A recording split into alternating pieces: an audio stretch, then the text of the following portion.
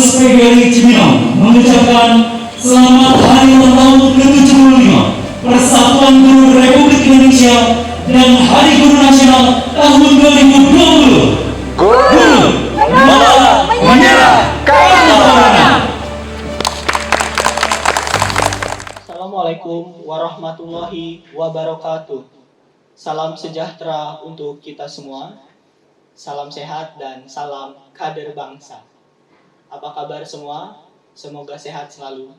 Di tengah kondisi pandemi ini, kita harus menjaga kesehatan dan tetap menerapkan protokol kesehatan. Bersama saya, Mayandra Wahdan, di acara talk show SMA Plus PGRI Cibinong, dalam rangka memperingati Hari Ulang Tahun ke-75 Persatuan Guru Republik Indonesia dan Hari Guru Nasional tahun 2020. Pemirsa dan sahabat kader bangsa, telah hadir di sebelah saya Bapak Kandidat Dr. Agus Rohiman MPD. Beliau adalah salah satu tokoh pendidikan di SMA Plus PGRI Cibinong. Perlu diketahui bahwa beliau merupakan seorang guru, pendidik, dan wakil kepala sekolah senior di SMA Plus PGRI Cibinong.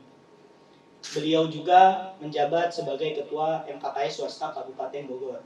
Apa kabar Bapak? Alhamdulillah. Alhamdulillah. Kalau boleh tahu, Bapak dulu bersekolah di SD, SMP, dan SMA serta berkuliah di mana ya Pak? Oke, terima kasih. SD saya di SD Wawakan Surabaya 3 Bandung. Ada yang menarik dari situ. Menariknya adalah saya pernah tidak naik kelas di kelas 1. Karena katanya saya nulisnya nggak bagus. Ya. Jadi saya lebih banyak menghabiskan pendidikan saya di SD. Kalau orang lain 6 tahun, karena pada saat saya ada perpanjangan 1,5 tahun, tambah 1 tahun tidak naik, berarti saya menghabiskan di SD itu 7,5 tahun.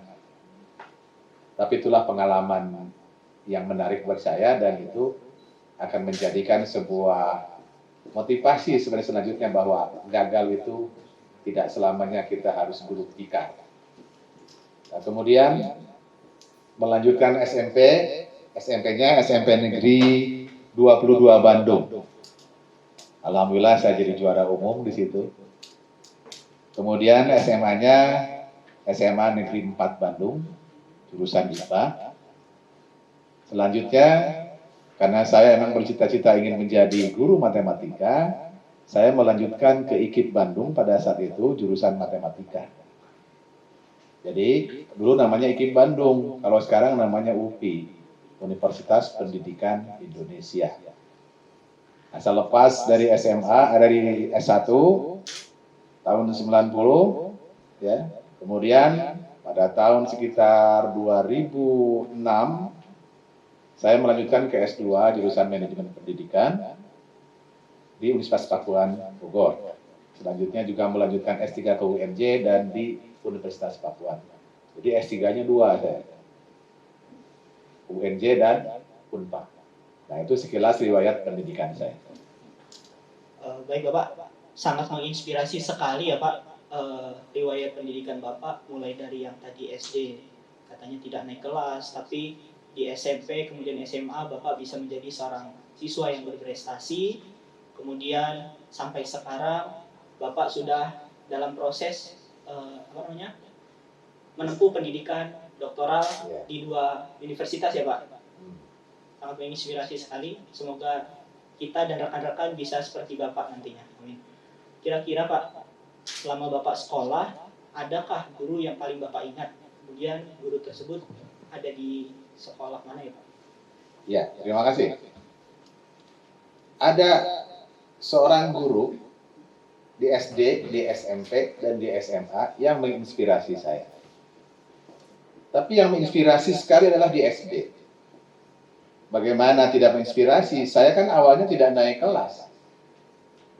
Kemudian sekitar di kelas 3 terjadi pergantian guru. Dan ternyata memang guru itu bisa membawa perubahan yang sangat signifikan buat perjalanan sebagai seorang murid. Jadi peran guru itu luar biasa pentingnya. Ketika itu nilai matematika saya 50 di catur ulang pertama, tiba-tiba ganti guru menjadi 95 nilainya matematika. Karena saya merasa cocok dengan guru itu. Namanya Fakih, saya masih ingat. Beliau tinggi, kurus, mengajarnya penuh dengan ketegasan, tapi juga dengan penuh wibawa. Itu guru inspirasi saya ketika saya di SD. Dan saya sampai sekarang masih mengingat apa yang dilakukan oleh beliau sekitar sebelum pulang. Jadi biasanya sebelum pulang itu ada kuis. Siapa saja yang bisa menjawab paling duluan, boleh pulang duluan pada saat itu. Dan saya selalu mendapatkan pulang duluan. Nah, kemudian di SMP, saya bertemu juga dengan seorang guru yang sangat luar biasa. Seorang guru yang mungkin kalau oleh guru yang lain, matematika adalah sesuatu yang sangat menyusahkan orang lain. Banyak anak-anak menganggap matematika adalah pelajaran yang paling sulit. Tapi di tangan guru yang bersangkutan, matematika tidak sesulit yang dibayangkan. Namanya Bapak Muhammad Said. Almarhum, mudah-mudahan Allah mengampuni dosa beliau. Nah, beliau adalah guru-guru yang inspiratif buat saya. Di SMA juga ada, sama juga guru matematika. Cuma pengaruhnya itu tidak sebesar guru-guru saya waktu di SD dan waktu di SMP, karena disitulah mulai perubahannya. Bagaimana saya menyukai mata pelajaran yang sulit, tapi bisa suka. Itu lagi-lagi karena pengaruh guru yang luar biasa. Nah, itu kenangan saya ketika saya menjadi seorang murid. Nah, tentu sekarang ketika saya menjadi seorang murid, apa sih yang bisa saya lakukan buat jasa-jasa para guru kita? Mungkin guru-guru kita tidak begitu membutuhkan kado yang istimewa, tetapi yang mereka butuhkan adalah penghormatan kepada gurunya, penghargaan kepada gurunya, kasih sayang pada gurunya, cinta kasih, dan tentu saja adalah doa yang tulus buat mereka. Baik Bapak, berarti Pak, pada dasarnya semua guru yang ada di dalam kehidupan Bapak menginspirasi Bapak sehingga Bapak bisa menjadi sosok yang sangat berinovasi atau maksudnya sangat inovatif dalam dunia pendidikan Pak. Kalau boleh tahu Pak, adakah guru yang membuat Bapak terinspirasi untuk menjadi guru matematika sekarang Pak? Oke, terima kasih. Tadi pertanyaannya menarik. Sebenarnya semua guru itu pasti mengajarkan hal-hal yang baik buat kita. Tetapi selalu ada guru-guru inspirasional yang membuat kita berubah pada saat itu. Nah, tadi seperti saya sampaikan, yang membuat saya banyak berubah adalah guru SD yang mengajarkan matematika dengan sangat menyenangkan. Guru SMP juga bagaimana mengubah wajah pelajaran matematika yang menyulitkan menjadi mudah. Nah, itulah guru-guru yang luar biasa yang menurut saya bisa ditiru oleh saya sendiri atau oleh teman-teman guru yang lain. Karena guru yang hebat itu bukan serta-merta memberikan soal-soal yang susah buat anak-anak, tapi bagaimana dia bisa mengubah hal-hal yang harus berpikir tingkat tinggi, tapi menjadi mudah diajarkan kepada anak-anaknya. Sehingga anak-anak itu menemukan pengalaman, namanya pengalaman aha kalau dalam quantum learning itu. Aha, ternyata saya bisa ya, gitu. Oh, matematika yang sebelumnya saya tidak bisa sama sekali, tetapi dengan guru ini saya bisa belajar matematika dengan baik. Nah, guru yang sangat inspirasi saya terutama adalah selain guru SD tadi adalah guru SMP di SMP Negeri 22 yang namanya almarhum Bapak Muhammad Said. Sangat luar biasa ketika beliau mengajar matematika. Sehingga saya berpikir suatu saat saya ingin seperti dia menjadi guru matematika. Berarti alhamdulillah ya Pak, keinginan Bapak sudah tercapai menjadi guru. Alhamdulillah. Kemudian banyak pesan-pesan dari guru-guru Bapak yang sangat berkesan di hati sehingga Bapak bisa menjadi sosok guru yang inspiratif Pak. Iya. Oh ya Pak, selain jabatan Bapak tadi yang sudah disebutkan di awal, tidak dilupakan juga jati diri Bapak sebagai guru dan pendidik. Seperti yang saya ketahui, putra-putri Bapak juga bersekolah di SMA Plus PGRI Cibinong. Iya. Dan alhamdulillah sudah sukses semua. Bagaimana tips dari Bapak sebagai seorang pendidik sekaligus sebagai orang tua Pak? Ya. Kalau saya sebagai seorang pendidik, saya selalu berpandangan dalam diri saya bahwa setiap anak yang saya ajar di keningnya adalah angka 10 atau angka 100. Maksudnya apa? Maksudnya setiap anak itu punya kesempatan yang sama, punya hak yang sama untuk menjadi sukses. Dulu pandangan saya, anak-anak yang pintar adalah anak-anak yang pintar dalam bidang matematika atau fisika saja. Tetapi seiring dengan banyaknya referensi pengetahuan, ternyata itu keliru. Oleh karena itu, saya memandang semua anak-anak adalah anak-anak yang cerdas. Cuma yang berbeda adalah jenis kecerdasannya. Kalau dulu saya memaksakan anak-anak harus bisa matematika semua, dengan pandangan seperti itu, saya harus menyadari bahwa tidak semua anak bisa seperti itu. Mungkin anak-anak yang lain bisa menguasai fisika, bisa menguasai bahasa Indonesia, atau mungkin bisa menguasai seni. Dan semua itu, ketika saya sebagai seorang guru, harus menghargai jenis kecerdasan itu. Jadi sekarang, seorang guru tidak boleh lagi mengatakan kepada anak-anak, kalau dia nilai matematikanya rendah atau jelek, sebagai anak-anak yang bodoh, anak-anak yang tidak punya masa depan. Ternyata, pandangan itu harus diubah sekarang. Setiap anak punya kesempatan untuk maju, yang paling penting adalah bagaimana guru bisa mendampingi anak-anak menemukan potensinya. Bukan hanya potensi untuk bisa menjawab soal ujian, tapi potensi untuk bisa hidup di masa depan. Nah, itulah yang saya lakukan kepada anak-anak saya. Saya tidak pernah memaksakan mereka untuk bisa matematika semua. Tetapi sebagai dasar-dasar perhitungan, bagaimana berpikir rasional, berpikir logis, berpikir sistematis harus diajarkan kepada anak-anak. Jadi ketika mengambil sebuah keputusan, ini logis atau tidak, rasional atau tidak, bermanfaat atau tidak, itu sebenarnya berpikir matematis. Bukan hanya bisa menjawab integral. Nah, dan saya tidak pernah memaksakan untuk anak saya memilih seperti keinginan saya. Yang paling penting buat saya adalah saya melihat anak-anak saya memiliki kecerdasan yang beragam, memiliki potensi yang berbeda, dan saya cukup mendampingi mereka, mensupport mereka supaya kecerdasan, potensi yang dimilikinya berkembang dengan baik. Selain itu tentu saja sebagai orang tua, doa yang kita lakukan, kita panjatkan kepada Allah Subhanahu wa taala agar anak-anak menjadi sukses dunia akhirat, itu yang sering kita lakukan. Itu yang Bapak sampaikan kepada anak-anak. Masya Allah, sangat menginspirasi sekali cerita dari Bapak tentang tips seorang pendidik dan sekaligus sebagai orang tua. Ini sangat menginspirasi sekali bagi saya khususnya pribadi, karena setiap anak tidak memiliki kecerdasan yang sama ya Pak. Betul. Pasti ada perbedaan dan harus dimaksimalkan perbedaan itu. Betul, saya setuju.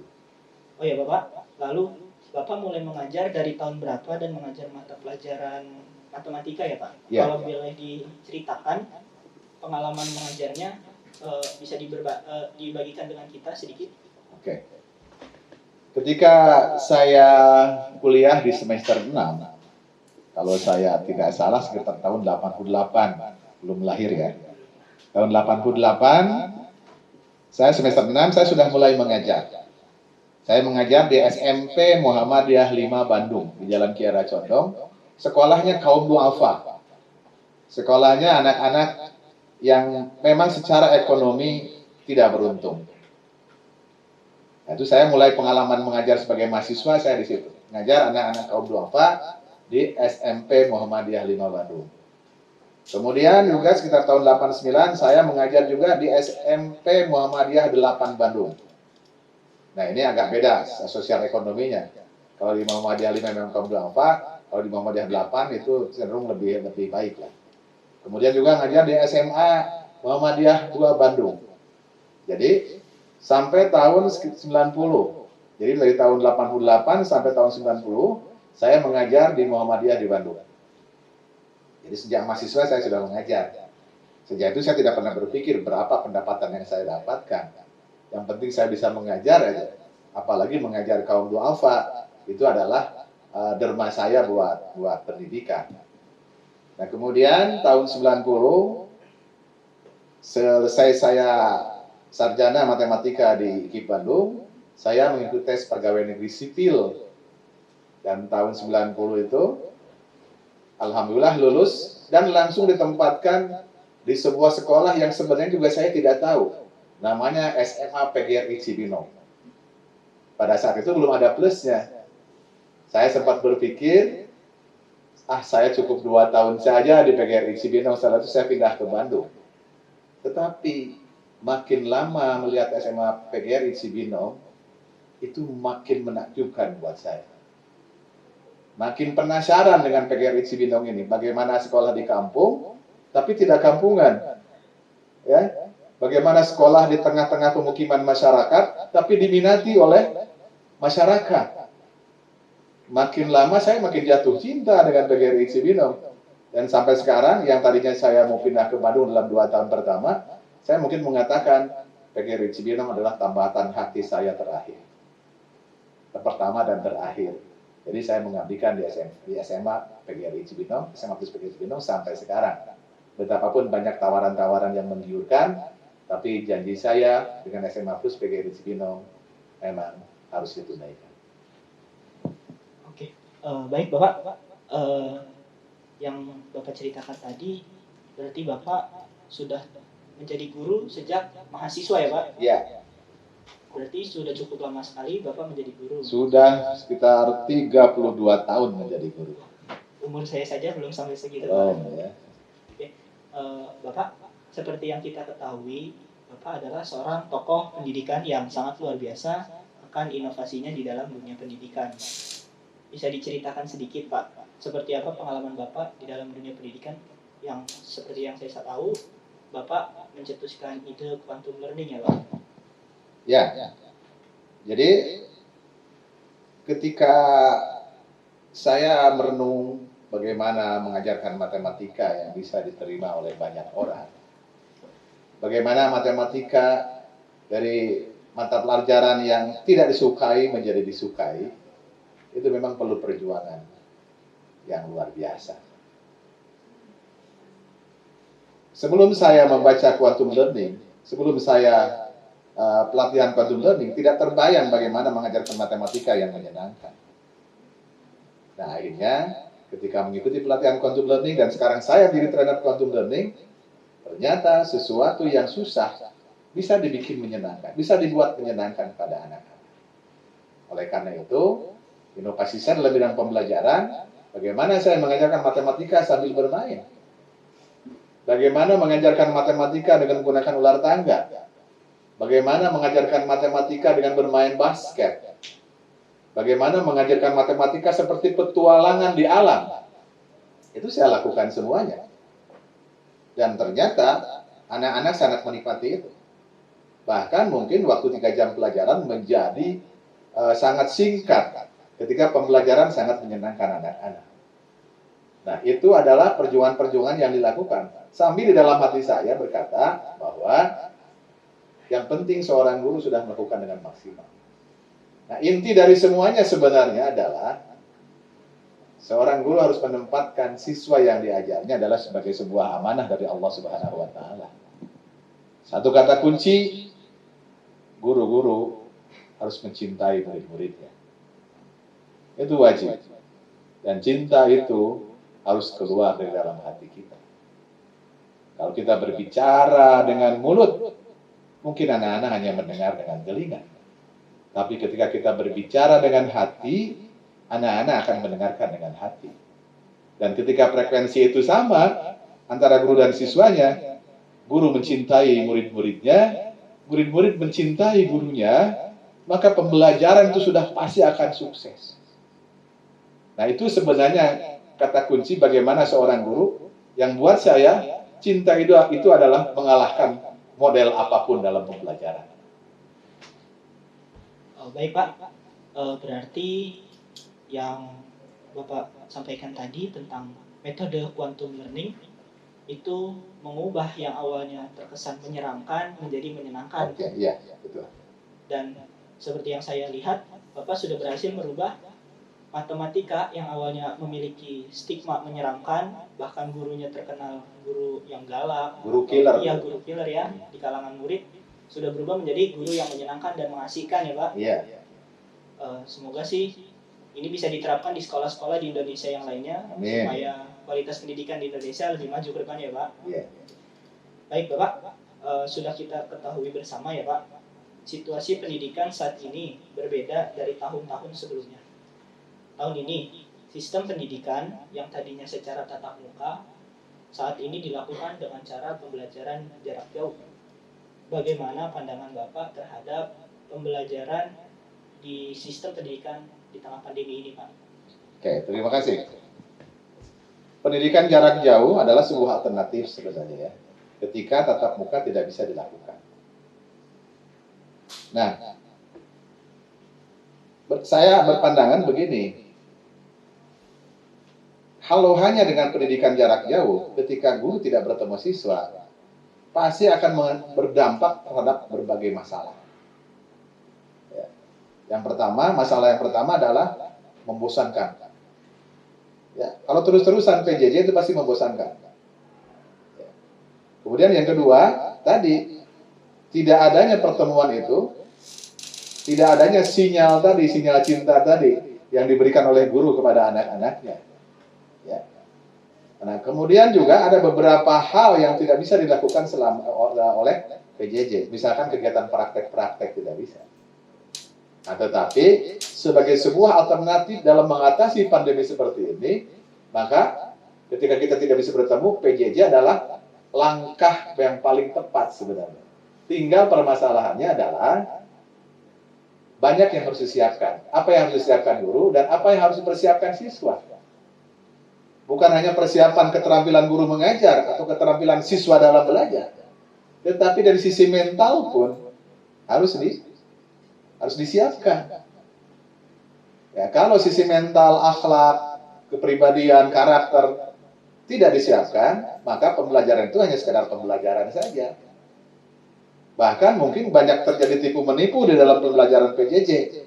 Ya, jadi ketika sudah hadir anak-anaknya tidak ada lagi. Tetapi saya berharap kader bangsa di SMA Plus PGRI Cibinong itu tidak begitu.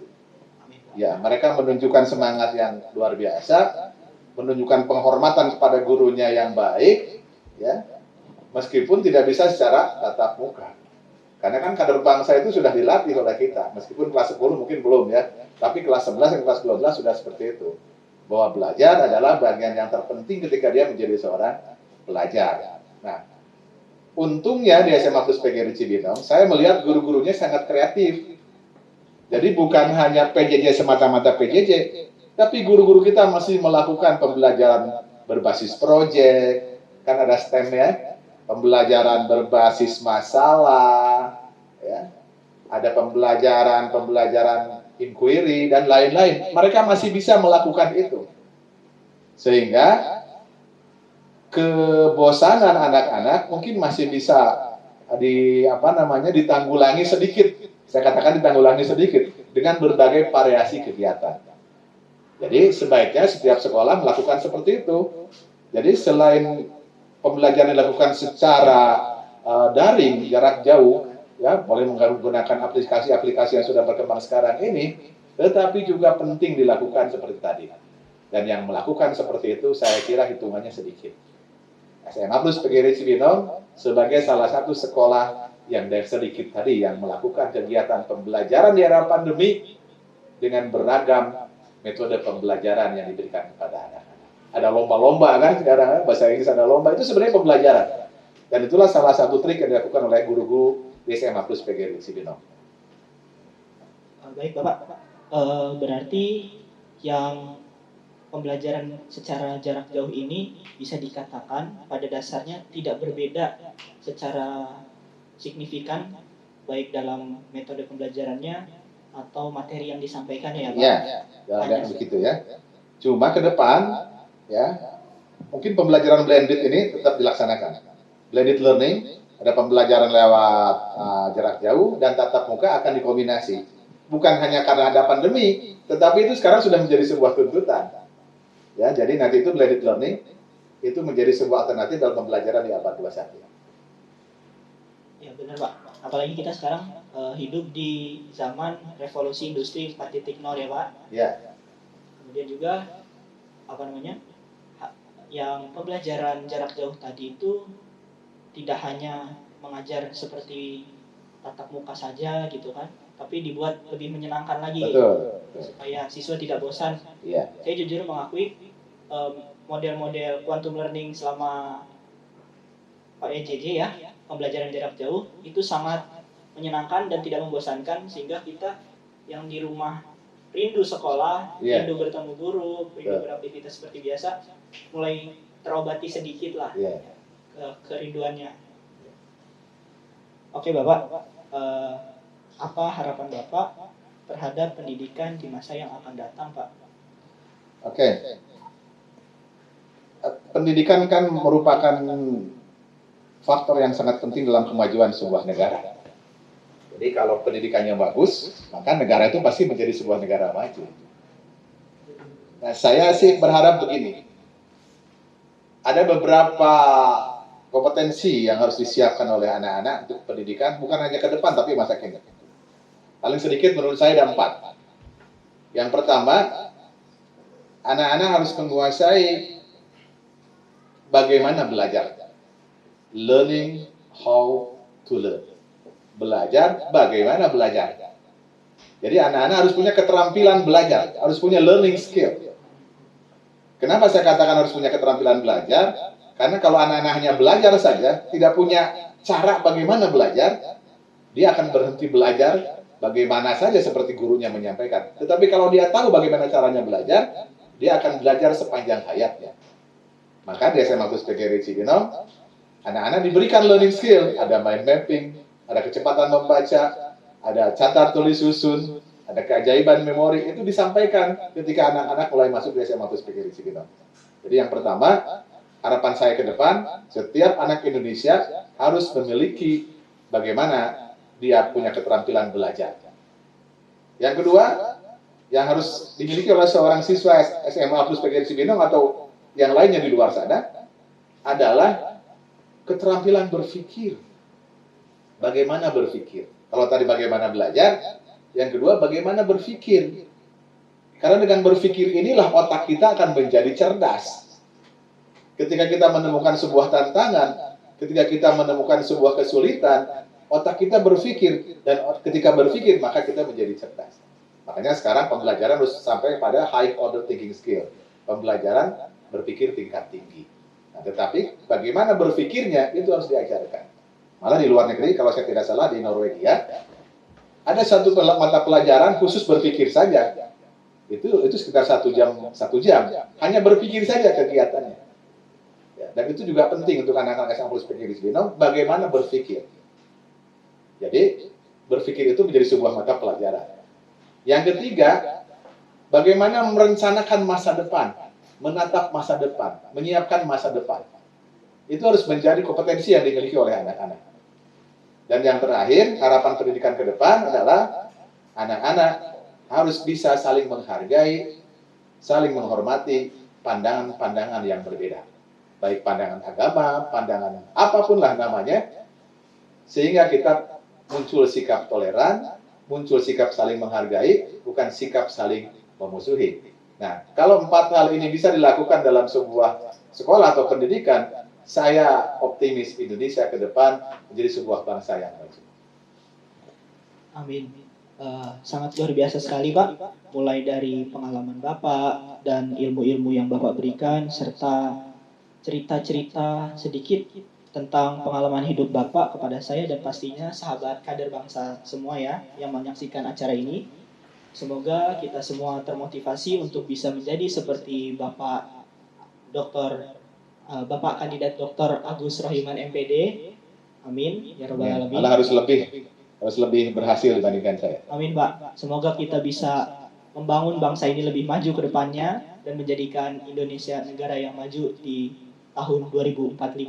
Amin ya rabbal alamin. Terima kasih Bapak atas kesempatannya. Baik pemirsa dan sahabat kader bangsa, demikianlah talk show kita bersama Bapak Kandidat Dr. Agus Rohiman MPD. Sehat selalu dan salam kader bangsa. Wassalamualaikum warahmatullahi wabarakatuh. Waalaikumsalam warahmatullahi wabarakatuh.